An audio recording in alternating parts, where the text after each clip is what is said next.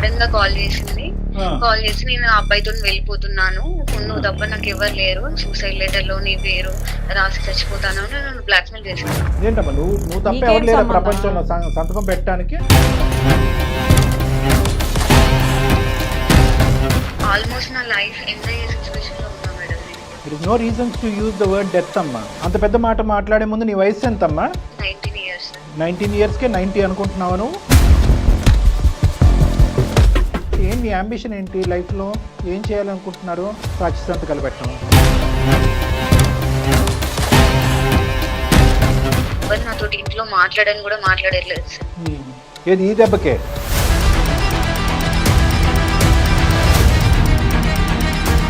మీ అమ్మాయి ప్రియదర్శిని మాకు ఒక మెయిల్ చేసింది. మళ్ళీ ఏ ప్రాబ్లం క్రియేట్ చేసుకుంటాను?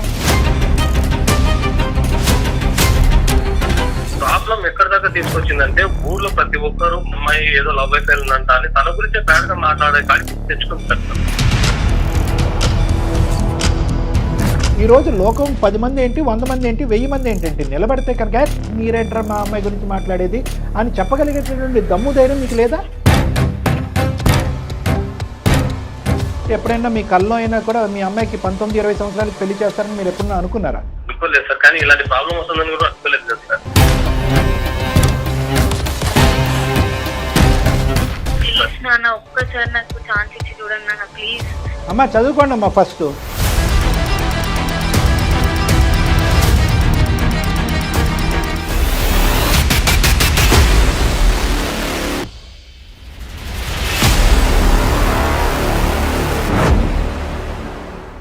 సుమన్ టీవీ అందమైన జీవితం కార్యక్రమానికి స్వాగతం. ప్రస్తుతం మనతో పాటు ఉన్నారు ప్రముఖ సైకియాట్రిస్ట్ డాక్టర్ కళ్యాణ్ చక్రవర్తి గారు. నమస్తే డాక్టర్ గారు. నమస్తే మేడం. ఒక మెయిల్, ఆ. చాలా చిన్న అమ్మాయి, ఉమ్. ఇదే చివరి మెయిల్, ఇంక ఇదే నా కమ్యూనికేషన్ లాస్ట్ అన్నట్లుగా మెయిల్ చేసింది. అయ్యో. అతి దారుణమైనటువంటి పరిస్థితిలో ఉన్నట్టు అనిపించింది నాకు. మేడం అది ఏంటి అనేది మీరే డైరెక్ట్ గా మాట్లాడితే Sure, madam. అర్థమవుతుంది. నేను ఫోన్ కాల్ కలుపుతాను. అలాగే మేడం. ఓకే ప్రియదర్శిని సార్ అమ్మాయి పేరు. మేడం.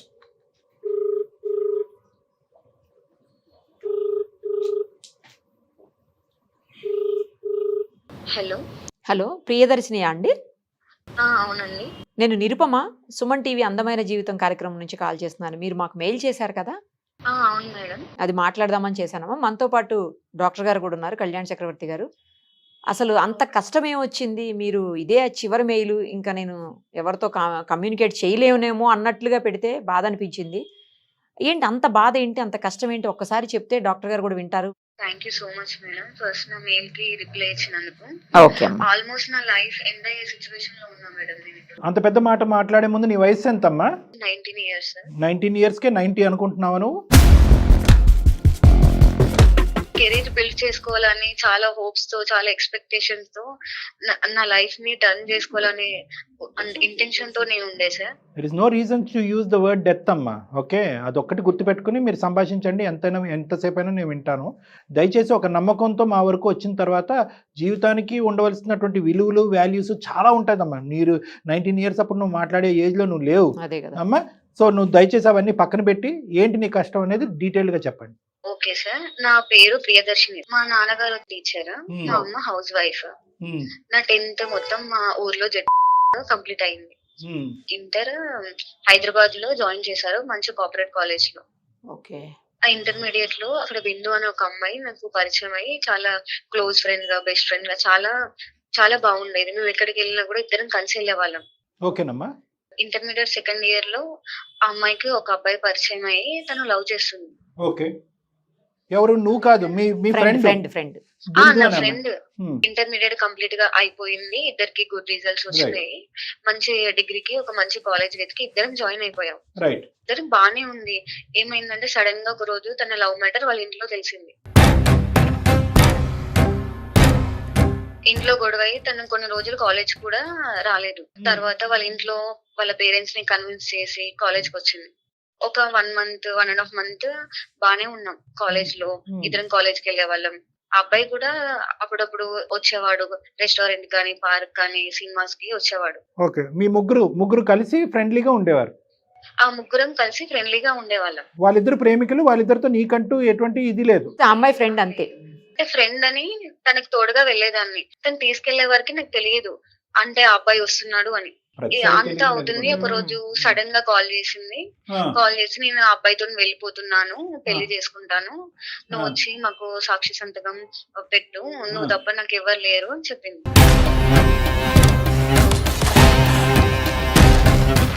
ఈ వయసులో ఏంటి మీరు పెట్టే సంతకాలు ఏంటి? సర్లేండి. లేదు నేను రాలేను, మా ఫాదర్ అస్సలు ఒప్పుకోరు, నన్ను చంపేస్తాడు, నేను అసలు ఈ విషయంలో నీకు హెల్ప్ చేయలేను అని చెప్పేసాను తనకి. ఓకే. సో ఫ్రెండ్షిప్ అయితే ఉంటుంది కానీ సంతకాలు గింతకాలు పెట్టను అని చెప్పేసావు. చెప్పేశాను. Okay, nice. తను ఆ టైంలో నాకు నువ్వు తప్ప ఎవ్వరు లేరు, నేను ఆ అబ్బాయిని పెళ్లి చేసుకుంటాను, ఆ అబ్బాయి లేకుండా ఉండలేను, చచ్చిపోతాను అని ఎమోషనల్ గా నన్ను బ్లాక్మెయిల్ చేసింది. సూసైడ్ చేసుకుంటాను, సూసైడ్ లెటర్ లో నీ పేరు రాసి చచ్చిపోతాను అని నన్ను బ్లాక్మెయిల్ చేసింది. ఏంటమ్మా నువ్వు తప్ప ఎవరు లేరు ప్రపంచంలో సంతకం పెట్టడానికి, అయినా కానీ నువ్వు సంతకం పెట్టకపోతే ఆమె చచ్చిపోవటం ఏంటి? నాకేం చేయాలో అర్థం కాలేదు ఆ సిచ్యువేషన్ లో.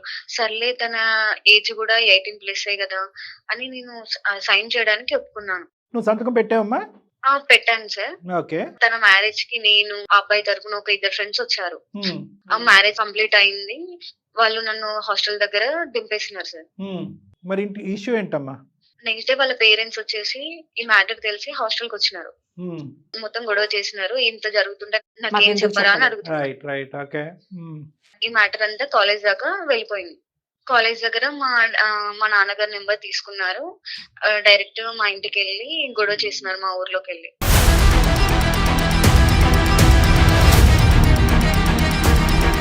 లవర్ తో పెళ్లి చేసుకున్నట్టు అయింది లాస్ట్. సరే. నాన్నగారికి మ్యాటర్ మొత్తం తెలిసి ఇమిడియట్ గా నెక్స్ట్ డే హాస్టల్ కి వచ్చి నన్ను తీసుకెళ్లినారు సార్. నువ్వు ఒక్కదానివేనమ్మా? మీ నాన్నగారికి ఎవరిని ఉన్నారా? నేను ఒక్కదాన్ని, అమ్మాయిని, అమ్మ, నేను, నాన్నగారు. ఓకే. నాన్నగారు ఏం చేస్తూ ఉంటారమ్మా? స్కూల్ టీచర్ అని చెప్పి. టీచరా? మా డాడీది వచ్చేసి ఫ్యామిలీ బ్యాక్గ్రౌండ్ చాలా పూర్ ఫ్యామిలీ సార్. తను చాలా కష్టపడి జాబ్ తెచ్చుకొని మరి మా అమ్మని పెళ్లి చేసుకున్నారు. నా కూతురికి ఏ కష్టం రాకూడదని చిన్నప్పటి నుంచి నన్ను చాలా బాగా చూసుకున్నారు. ఏంటి అంబిషన్ ఏంటి లైఫ్ లో? ఏం చేయాలనుకుంటున్నారు? సాక్షి సంతకాలు పెట్టడం? నేను చదువుకుంటూ సివిల్స్ కి ఇట్లా ప్రిపేర్ అవుతున్నా సార్. ఓకే. యూపీఎస్సీ రాయాలని ఉద్దేశం. ఈ టైంలో నాకు ఇలాంటి ప్రాబ్లమ్ ని ఫేస్ చేస్తున్నాను. సరే, ఈ ప్రాబ్లం నువ్వు ఫేస్ చేయడం కాదు, ఆ అమ్మాయి ప్రాబ్లం లో నువ్వు అనాలోచితంగా దిగేవు. ఇది నీ ప్రాబ్లం కాదు. నువ్వు ఏదో యూపీఎస్సీ ఐఏఎస్ ఐపీఎస్ ఆఫీసర్ అంటే కనుక నువ్వు ఎక్కడ పడితే అక్కడ సంతకాలు పెట్టేటప్పుడు మీ నాన్నగారు తల ఎక్కడ పెట్టుకోవాలో అతనికి అర్థం కావట్లేదు, ఉన్న పరువు కాస్త పోయింది. ఇప్పుడు మీ నాన్నగారు రియాక్షన్ చెప్పమ్మా, చాలు మాకు అర్థమైంది. మా నాన్నగారు నాకు పెళ్లి చేద్దామని అనుకుంటున్నారు సార్. ఏది ఈ దెబ్బకే? ఊర్లో పరువంతా పోయింది సార్. చిన్నప్పటి నుంచి నన్ను అల్లారు ముద్దుగా చూసుకొని గౌరవంగా ఉంటున్నారు సార్ ఊర్లో. అది కరెక్టేనమ్మా, కానీ ఇలా నువ్వు పెట్టడం వల్ల అవమానంకి గురయ్యావు కాబట్టి నీకు పెళ్లి చేయటం ఏంటి?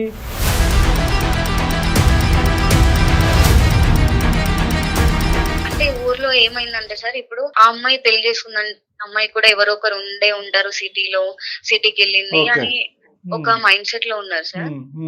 సో ఆ అమ్మాయి అలా ఆలోచించింది, ఆ అమ్మాయి స్టెప్ వేసింది కాబట్టి గురుగారు మీ అమ్మాయిని జాగ్రత్త అనేటప్పటికి మీ నాన్నగారు భయపడి చదువు అంతా ఆపేసి పెళ్లి చేయాలనుకుంటున్నారు. అవును సార్. ఎవరు నాతోటి ఇంట్లో మాట్లాడని కూడా మాట్లాడట్లేదు సార్.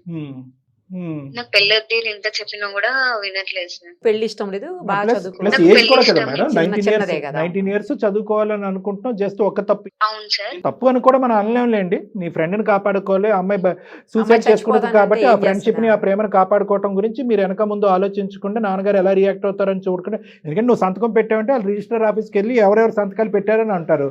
వాళ్ళిద్దరు పెళ్లి అయిపోయింది, వీళ్ళు చేయడానికి ఏమీ లేదు. ఆ తల్లిదండ్రులు వాళ్ళు వచ్చి నీ మీద దుంకారు. ఇప్పుడు ఏంటంటే వాళ్ళ కసి కోపం అంతా కూడా అక్కడ తీర్చుకోలేక నీ మీద తీర్చుకుంటున్నారు. ఇప్పుడు అది కాస్త మీ నాన్నగారి వరకు చేరి పెళ్లి వరకు వచ్చింది. అమ్మ ఉద్దేశం కూడా అదేనా? అవును సార్. ఇప్పుడు అంత వాళ్ళంతా బానే ఉన్నారు సార్, నా లైఫ్ మాత్రమే కొలాప్స్ అయింది. మా అమ్మ ఏమో నేను డాక్టర్ అవ్వాలి అనుకుంది, నాన్నగారేమో ఐఏఎస్ ఐపీఎస్ అవ్వాలని చాలా డ్రీమ్స్ పెట్టుకున్నారు సార్ నా మీద. ఇప్పుడు నాకు ఏం చేయాలో తెలియని సిచ్యువేషన్ లో చాలా డిప్రెషన్ లోకి వెళ్ళిపోయాను సార్. ఇలా మీ త్రూ అయినా కాంటాక్ట్ అయ్యి మా నాన్నగారిని కన్విన్స్ చేస్తారని హోప్స్ తో ఉన్నాను సార్. సో 2 things అమ్మ. ఒకటైతే ఇదే ఫస్ట్ అండ్ లాస్ట్ మిస్టేక్, ఇంకేం చేయలేదు.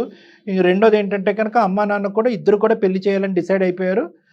పోనీ ఏ విధంగా నీ తప్పుని సరిదిద్దుకుంటే కనుక పెళ్లి అనేటటువంటి విషయాన్ని పక్కన పెట్టి మళ్ళీ చదువుకొని ఇస్తారు. అడిగావా ఒక అవకాశాన్ని కానీ ఏమైనా అడిగావా? నువ్వు రిక్వెస్ట్ చేసావా? చాలా రిక్వెస్ట్ అన్ని చేశాను రిక్వెస్ట్లు సార్, అయిపోయినాయి. కానీ వినట్లేదు సార్. నాన్నగారు ఉన్నారమ్మా, పక్కన ఉన్నారా? ఫోన్ కలుపుతావా? స్కూల్ కి వెళ్ళినారు, మాట్లాడేంత ధైర్యం లేదు సార్. మీరే కాల్ చేయండి సార్. మేమే కాల్ చేయాలా? సరే, మేము కాల్ చేసి నీకు కలుపుతామమ్మా. ఒక 2 నిమిషాలు లైన్లో ఉండండి. నంబర్ చెప్పండి అమ్మా ఒకసారి. ప్రియదర్శిని నంబర్ చెప్పండి. 90.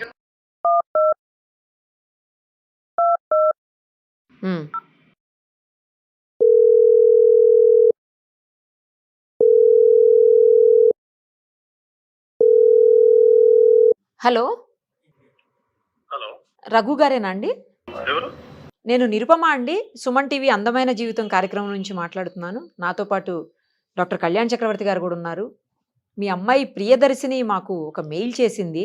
మళ్ళీ ఏ ప్రాబ్లం క్రియేట్ చేసింది తను? అయ్యో, ఏ ప్రాబ్లమ్ క్రియేట్ చేయలేదండి, ఉన్న ప్రాబ్లమ్ని సాల్వ్ చేయమని చెప్పి మమ్మల్ని రిక్వెస్ట్ చేస్తూ మెయిల్ పెట్టింది. ఆ, ఒక్కసారి మాట్లాడదామండి, డాక్టర్ గారు కూడా మీతో మాట్లాడతారు. చెప్పండి సార్ నమస్తే. సార్. నమస్తే సార్. మరి పర్లేదా? ఒక 2 నిమిషాలు మాట్లాడచ్చా? వ్యవధి ఉందా? పర్లేదు సార్, ఇది లంచ్ టైమే, కానీ చెప్పండి సార్. అబ్బా, సంతోషం అండి మీరు ఆ విధంగా అంగీకరించినందుకు. ఏం లేదండి, పాప మెయిల్ పెట్టింది. అమ్మాయి చెప్పండి సార్. ఒక అల్లరి ముద్దుగా పెంచుకున్నటువంటి ఒకే ఒక అమ్మాయి, చాలా చాలా ఇదిగా పెంచుకున్నారు. అదే విధంగా ఏంటంటే ఆ అమ్మాయి తన మెయిల్లో కూడా చాలా డీటెయిల్డ్గా చెప్పింది. చాలా ఆశయాలు పెట్టుకున్నారు, చాలా కోరికలు కన్నారు, చాలా కళ్ళకన్నారు. ఆ అమ్మాయి ఒక ఐఏఎస్ ఆఫీసర్ లాగా, ఒక డాక్టర్ లాగా చూడాలని తల్లిదండ్రులు మీరు అనుకున్నారు. కానీ ఒక దురదృష్టకరమైన పరిస్థితి, ఒక సంఘటన వల్ల ఏంటంటే అనాలోచితంగా ఆ అమ్మాయి చేసిన తప్పు వల్ల ఈరోజు మీరు ఎంతో పరుగులుగా ఉండవలసినటువంటి మీరు తలెత్తుకోలేనటువంటి పరిస్థితి ఏర్పడింది. దాంతో ఒక భయంకరమైన నిర్ణయం తీసుకున్నారని ఆ అమ్మాయి చాలా బాధపడింది మా దగ్గర.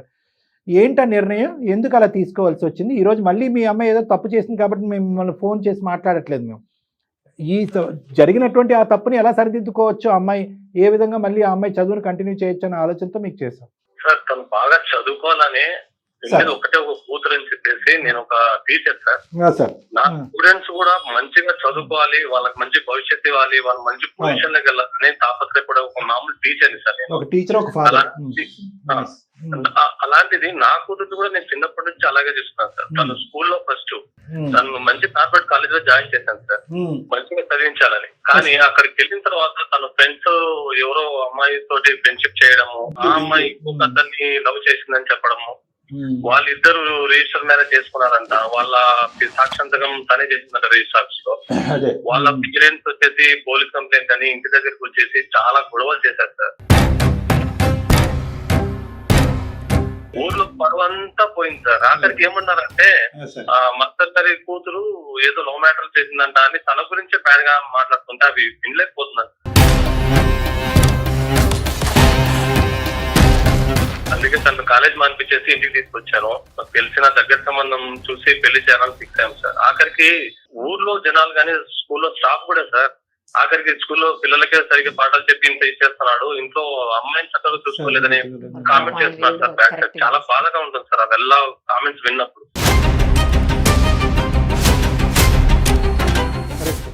కరెక్టే. మేము ఏమి అనలేము, ఆ విషయం గురించి ఏమనలేము. అలా కాదు సార్, ఒక మాట నేను మాట్లాడచ్చా? చెప్పండి సార్. అమ్మాయి ముందు నుయ్యి వెనకతలు గొయ్యి అనే పొజిషన్లో తను ఉంది. అది తప్పుగా అనుకుంటే తప్పే, ఘోరం తప్పు చేయకూడనటువంటి నేరం అనుకుంటే నేరమే.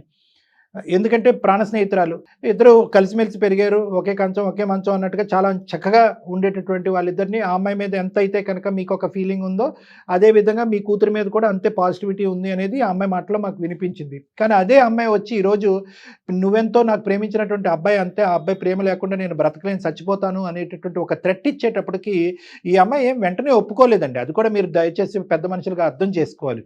చాలా ఒత్తిడికి లోనైంది. చాలా ఒత్తిడికి లోనవటం వల్ల ఫైనల్గా ఇంక దిక్కుతోచినటువంటి పరిస్థితిలో స్నేహితురాల యొక్క ప్రాణాలు కాపాడాలని చెప్పి పెట్టినటువంటి సంతకమే. కానీ ఇదే ఆనవాయితీ ఇదే పద్ధతిగా లాస్ట్ 5-6 ఇయర్స్ బట్టి దగ్గరుండి రిజిస్టర్ మ్యారేజ్లు ఏమి మీ అమ్మాయి చేయట్లేదు. ఆ విషయం కూడా మీరు ఒకసారి ఆలోచించాలి సార్. తను ఫస్ట్ రోజే ఇలాంటి సిచ్యువేషన్ ఉంది అని చెప్పింటే దాన్ని ఏదో రకంగా సాల్వ్ చేయాలి. పాయింట్ అదే డిక్లేర్ చేయలేదు అమ్మాయి, చెప్పలేకపోయింది, భయపడింది. నాకు చెప్పింటే సార్ నేను ఏదో ఒకటి కన్విన్స్ చేస్తా, ఏదో ఒకటి మార్చో, లేకపోతే ఆ కాలేజ్ మార్చో, లేకపోతే తను ఏదైనా సర్ది చెప్పో, వేరే కాలేజీలో జాయిన్ చేయడము, అలాంటి ఫ్రెండ్స్ కు దూరంగా ఉండమని చెప్పడం, ఏదో ఒకటి చేసేవాడిని సార్. కాకపోతే ప్రాబ్లం ఎక్కడి దాకా తీసుకొచ్చిందంటే ఊర్లో ప్రతి ఒక్కరు అమ్మాయి ఏదో లవ్ అయిపోయి ఉందంట అని తన గురించే బ్యాడ్ గా మాట్లాడే కాడికి తెచ్చుకుంది సార్. ఈ రోజు మీ అమ్మాయి ఈ పని చేసినా ఈ లోకం అలాగే మాట్లాడుకుంటది, ఈ పని చేయకపోయినా చేయకపోయినా కూడా ఎవరి ఏదో ఇష్టం ఒక వాళ్ళది. డౌట్లు పడతానే వయసులో ఉన్నటువంటి ఆడపిల్ల చాలా పద్ధతిగా చదువుకుంటుంది. ఈ ఈర్ష్యతో కూడినటువంటి కళ్ళు గురించి కూడా మీరు ఆలోచించండి. మీ ఊరికి నేను రాలేదు సార్, మీ ఊర్లో మీ పరిస్థితి ఏంటి, ఆ అమ్మాయి పరిస్థితి అనేది నాకు ఏ విధంగా అనుకుంటున్నారు లేదు, ఆ లోకం గురించి వాళ్ళ గురించి నాకు అనవసరం. మీ అమ్మాయిని అల్లరి ముద్దుగా పెంచారు. ఈ ఒక్క అంశం తప్ప ఇంకొక ఏదన్నా ఒక తప్పు ఇష్యూలో మీ చూపించడానికి అమ్మాయిని ఏమన్నా వేలెత్తి చూపెట్టేటటువంటి పరిస్థితి ఇప్పుడు వచ్చిందా? మీ అమ్మాయిని బంగారంలా పెంచుకున్నారు, మీ అమ్మాయి గురించి 100 కళ్ళకు అన్నారు. ఈ అమ్మాయి ఎన్నో ర్యాంకులు సంపాదించింది, ఎన్నో స్కూల్ ఫస్టులు సాధించినటువంటి ఈ ఆడపిల్లని ఈరోజు లోకం 10 మంది ఏంటి, 100 మంది ఏంటి, 1000 మంది ఏంటంటే నిలబడితే కనుక మీరేంటారా మా అమ్మాయి గురించి మాట్లాడేది అని చెప్పగలిగేటటువంటి దమ్ము ధైర్యం మీకు లేదా? సార్ ఉంది సార్, కాకపోతే ప్రాబ్లం వచ్చినప్పుడు ముందు ఇంట్లో తల్లిదండ్రులకు చెప్పాలి సార్. నిర్భయంగా భయపడకుండా ఒక ఆడపిల్ల డాడీ ఇలా జరుగుతుంది. చాలా క్రమశిక్షణతో పెంచినట్టున్నారు మీ అమ్మాయిని. ఒక్క తప్పును కూడా వినటానికి కానీ ఆలోచించడానికి కానీ మీరు మెంటల్గా రెడీగా Accept లేనట్టు చేయడానికి అనిపిస్తుంది.